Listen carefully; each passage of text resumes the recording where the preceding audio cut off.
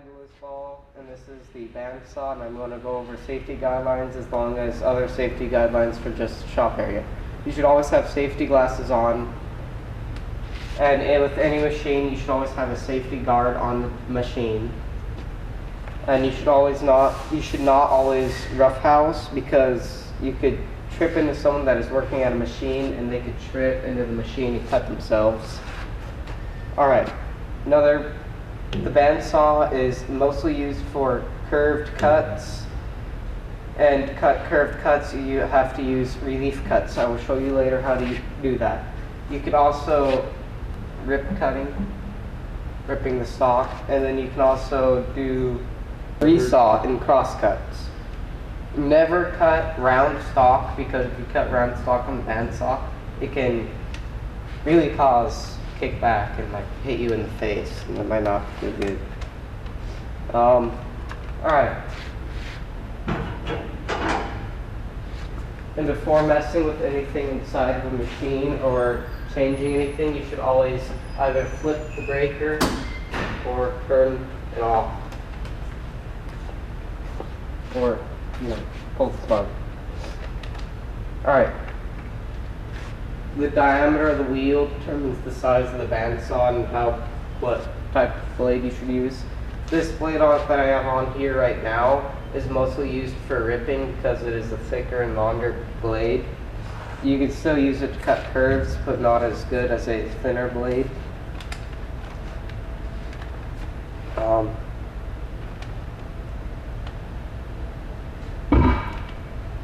You should always leave the safety guard an eighth above the wood that you are cutting. You should always knock the scraps away with a piece of wood, so you don't get splinters or such. You should always square up the miter gauge using the edge of the table or such. This knob in the back right here is for changing the tilt of the wheel to go forward or backwards. And this one is to raise or lower the safety guard to an eighth above your wood. This knob right here is to relieve the tension, but also make it even tighter. To get the blade on, you should relieve the tension and then take the blade off. This knob is to relieve the tension, and this is the tension adjustments right there with the blade to scale. You should always cut on the waist. All the power in the bandsaw is in the bottom part of it, and the brake is right here. This is the brake, and the power is inside the bottom of the bandsaw. You should also, if you need, you should always have ear protection too. You should always keep a nice firm stance while cutting on the bandsaw.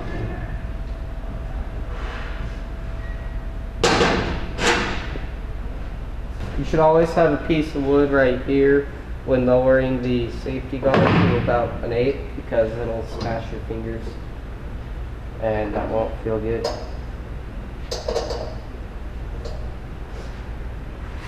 And you should never use your piece of wood to cut or to stop the blade while cutting, while it is turning off, because it damages the blade.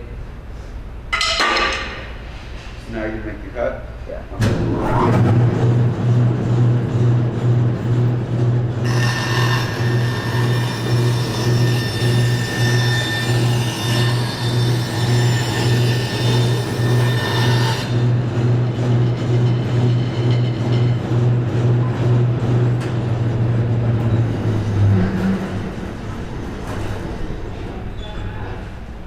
Alright, next thing is you should never have your hands directly in front of the blade, because you could slip and cut yourself.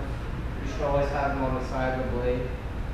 Alright, now let's show you how to cut a curved cut with relief cuts.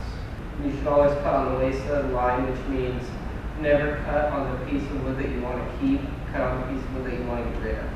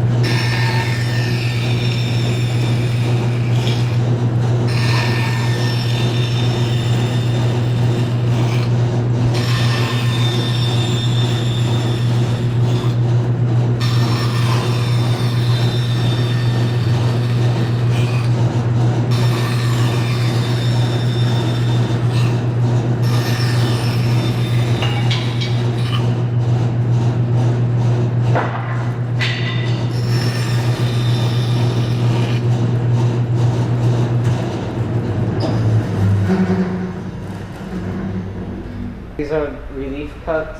They are used to cut curves, which I will show you how to cut now.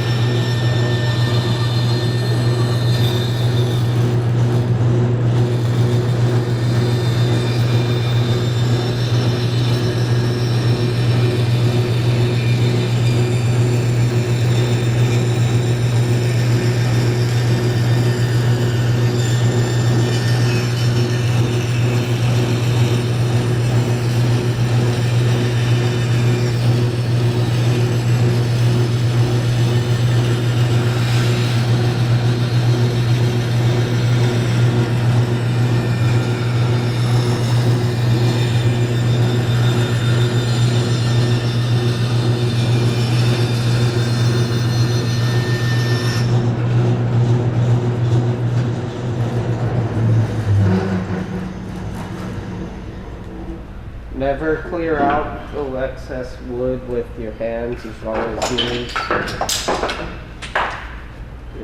wood. Next thing is you should always have nice firm stance when cutting stock with the bandsaw. You should always make sure this is not touching the blade, as that's not good. Alright. Last thing is you should never pull your stock back while cutting a curved cut, because it can break the blade and also pull the blade off the track. When the blade breaks or comes off the track, what you should do is immediately turn it off, press on the blade or brake until it stops, and then go get your instructor after that.